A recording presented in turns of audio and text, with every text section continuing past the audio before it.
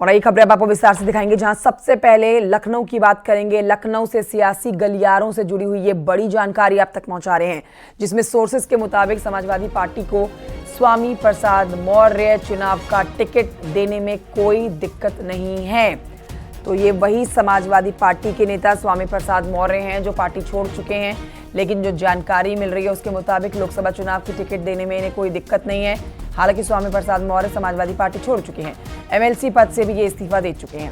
Sources बता रहे हैं कि समाजवादी पार्टी एक बार फिर से स्वामी प्रसाद मौर्य को नरम रुख अपना दिखाते हुए अपना सकती है। स्वामी प्रसाद मौर्य भी लगातार इंडिया गठबंधन के पक्ष में बयान दे रहे हैं। इसके साथ ही वरुण गांधी को लेकर भी समाजवादी पार्टी नरम रुख अपना रही है। सोर्सेज ये भी बता रहे हैं कि वरुण गांधी और स्वामी प्रसाद मौर्य को इंडिया गठबंधन में मौका देने पर कोर कमेटी में चर्चा चल रही है।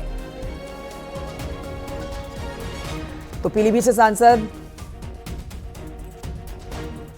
हमारे साथ और जानकारी के साथ अलाउद्दीन जुड़ गए हैं, सीधे रुख करेंगे अलाउद्दीन की तरफ। अलाउद्दीन, ये दो नाम जिनके लिए अब चर्चा की जा रही है समाजवादी पार्टी में, इनकी एंट्री एक बार फिर से कराने पर और इनको चुनाव लड़ाने पर, जिसमें हम बात कर रहे हैं वरुण गांधी और स्वामी प्रसाद मौर्य की, क्या जानकारी आपके पास है, क्या होने वाला है आगे?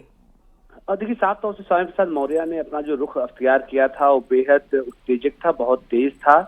लेकिन जो पूरा एपिसोड था वो खास तौर से डॉक्टर मनोज पांडे, जो कि समाजवादी पार्टी के मुख्य सचेतक थे, उनके विरोध में था। लेकिन बाद के दिनों में राज्यसभा का जब चुनाव हुआ तो मुख्य सचेतक ही छोड़कर जब पार्टी को चले गए, तो उसके बाद स्वामी प्रसाद मौर्य ने कहना शुरू कर दिया कि देखिए, मैं जो बातें कह रहा था वो सच थी। तो ऐसे में जब उन्होंने पहली प्रेस कॉन्फ्रेंस समाजवादी पार्टी के राष्ट्रीय अध्यक्ष के खिलाफ बोलते हुए की थी, लेकिन उस वक्त भी वो राहुल गांधी और इंडिया गठबंधन के प्रति नरम थे। उन्हें कहा था कि मैं इंडिया गठबंधन का पार्ट रहूंगा और राहुल गांधी की यात्रा जब लखनऊ में पहुंचेगी तो मैं उस यात्रा में शामिल होऊंगा। हालांकि अपनी व्यवस्था की वजह से, राजनीतिक से वो उस यात्रा में शामिल नहीं हो पाए थे, लेकिन इंडिया गठबंधन के पक्ष में वो लगातार बातचीत करते रहे। तो ऐसे में जो रिसेंट सिनेरियो बना है पिछले 15 दिनों से, उसमें समाजवादी पार्टी की बात लगने लगी है कि स्वामी प्रसाद मौर्य अगर एडजस्ट होते इंडिया गठबंधन में तो उनको आने देना चाहिए। और कोर कमेटी के सदस्यों ने भी यही राय दी है कि अगर इसका पार्ट को बनना चाहे तो उनको रोका ना जाए। उधर दूसरी तरफ वरुण गांधी की जहां तक बात है तो भारतीय जनता पार्टी ने वरुण गांधी और उनकी माता जी का, दोनों लोगों का टिकट अभी साफ तौर से घोषित नहीं किया है। और जबकि पीलीभीत का जो इलाका है वो शुरुआती चरणों में वहां चुनाव होना है, तो ऐसे में तमाम शक शुबहात के बिना पर लगातार वो संपर्क में है वरुण गांधी। उनकी बातचीत भी समाजवादी पार्टी के राष्ट्रीय अध्यक्ष अखिलेश यादव जी से डायरेक्ट हो रही है। तो ऐसे माना जा रहा है कि इन दोनों नेताओं के लिए समाजवादी पार्टी अपना रुख नरम कर सकती है और राजनीतिक अस्थिरता के दौर में अपनी चीजों को बेहतर करने के लिए इनके लिए कोई ऐसा नेगेटिव अप्रोच नहीं किया जाएगा समाजवादी पार्टी। अलाउद्दीन, इस खबर पर आप अपनी नजर बनाए रखिए। फिलहाल की जानकारी के लिए आपका बहुत शुक्रिया।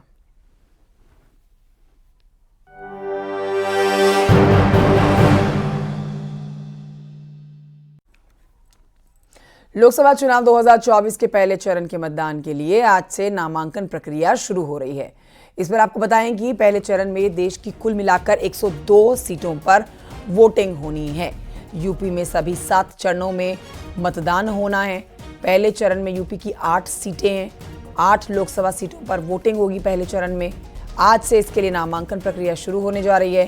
पहले चरण में यूपी की जिन 8 सीटों पर नामांकन प्रक्रिया शुरू हो गई है उसमें सहारनपुर है, किराना है, मुजफ्फरनगर है, बिजनौर है, नगीना है, मुरादाबाद और रामपुर और पीलीभीत की सीट शामिल है। इन सीटों पर नामांकन की आखिरी तारीख 27 मार्च है। नामांकन पत्रों की जांच 28 मार्च को होगी, जबकि पहले चरण का जो मतदान है वो 19 अप्रैल को होगा।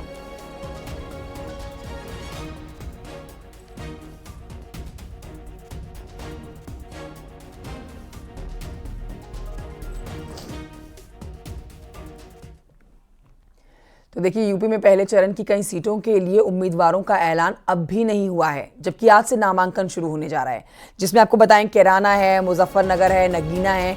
ये वो सीटें हैं जहां पर तीनों दलों ने अभी प्रत्याशियों का ऐलान कर दिया है, लेकिन अभी बाकी की जो 6 और सीटें हैं उन पर ऐलान नहीं किया गया है। 8 सीटों पर मतदान होना है पहले चरण का। दलों की बात आप करते हैं तो बीएसपी ने रामपुर को छोड़कर अन्य 7 सीटों पर अपने प्रत्याशियों का ऐलान कर दिया है। बीजेपी ने सहारनपुर, मुरादाबाद, पीलीभीत से अभी भी नामों का ऐलान नहीं किया है। इसी तरह से समाजवादी पार्टी ने अभी तक सहारनपुर, मुरादाबाद, रामपुर, पीलीभीत ये 4 सीटें जहां से अपने प्रत्याशी नहीं उतारे हैं।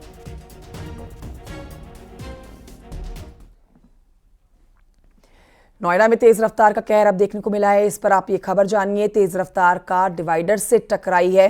डिवाइडर से टकराकर कार ने साइकिल को टक्कर मार दी। ये टक्कर कितनी भयावह रही, इन तस्वीरों में आप देख सकते हैं। हादसे में साइकिल सवार की मौके पर ही मौत हो गई।